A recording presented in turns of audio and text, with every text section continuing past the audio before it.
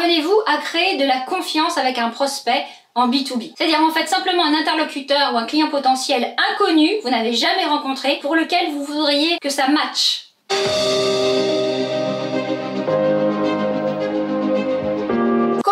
En fait, lors d'une rencontre dirigeante dans un salon, que la personne se souvienne de vous et que vous ne soyez pas noyé dans la masse de toutes les personnes que l'on rencontre au fil de l'année. Dans cette vidéo, dans cette chronique, je vais vous partager 3 étapes pour créer de la proximité ou pour affiner votre impact auprès d'un prospect. Première étape, centrez-vous sur votre interlocuteur de façon authentique. Quand je dis authentique, c'est vraiment sincère. N'allez pas vers les gens que vous ne ressentez pas, pour lesquels il n'y a pas de vibration, même si vous pensez que ça peut être des prospects intéressants. Parce que au bout d'un moment, ça ne marchera pas, je vous le garantis. Ça veut dire en réalité que vous faites parler votre prospect, vos clients idéaux, mais aussi votre prescripteur, vos partenaires potentiels, mais pas simplement au niveau professionnel, de leur parcours, comment ils sont venus à faire ce business, où ils en sont aujourd'hui, quels sont leurs projets. Et repartez avec un élément clé qui pourra être un élément de dialogue pour un futur suivi. Au-delà, encore une fois, du professionnel. Petite explication en bonus, figurez-vous que, en fait, tout ceci a une explication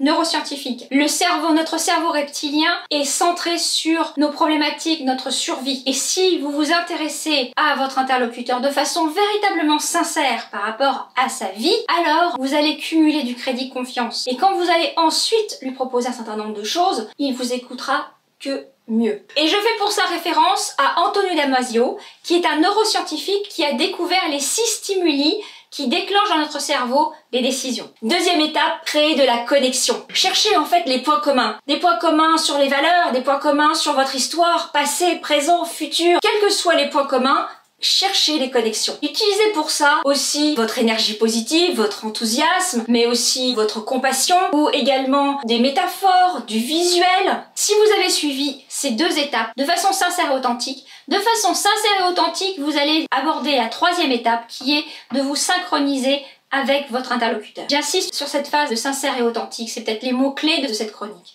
Synchroniser, ça veut dire quoi? Ça veut dire en fait que vous allez vous mettre au niveau de la posture, au niveau du non-verbal, vous allez vous synchroniser dans les gestes, dans les rires, mais vous n'avez pas besoin de le fabriquer, ça va venir naturellement. Ça va venir naturellement parce qu'en fait, il existe quelque chose dans notre cabessa qui est fantastique, qui s'appelle les neurones miroirs. Je ne sais pas si vous connaissez, mais ce sont en fait des neurones qui sont en fait des aires de connexion avec l'autre. Et mesdames, la petite astuce du jour, nous les femmes, nous avons plus de zones de neurones miroirs que les hommes. Et oui! Donc ce soir, quand vous aurez vu cette vidéo, si jamais il y a une petite discussion, vous pouvez toujours aborder cet argument de dire que vous avez plus de compréhension parce que vous avez plus de neurones miroirs. Bon, plus sérieusement, quelle étape parmi les 3 que je viens de vous expliquer, quelle est celle qui vous parle le plus, qui vous résonne le plus? Et quelle est celle que vous maîtrisez le moins? J'attends vos commentaires en bas de cette vidéo. Aussi, si vous avez d'autres astuces pour pouvoir créer cette proximité sincère et authentique, enfin quand je parle d'astuce, c'est pas une astuce puisque c'est finalement, si c'est sincère, c'est naturel, mais quelles sont vos postures, quelles sont vos attitudes pour créer cette proximité? J'attends vos commentaires en bas de cette vidéo. Si vous avez aimé la chronique, likez, et si vous pensez que ce contenu peut inspirer d'autres personnes de votre entourage, bien sûr, partagez comme toujours. Et enfin, si vous voulez bénéficier d'une formation offerte pour inspirer les bonnes décisions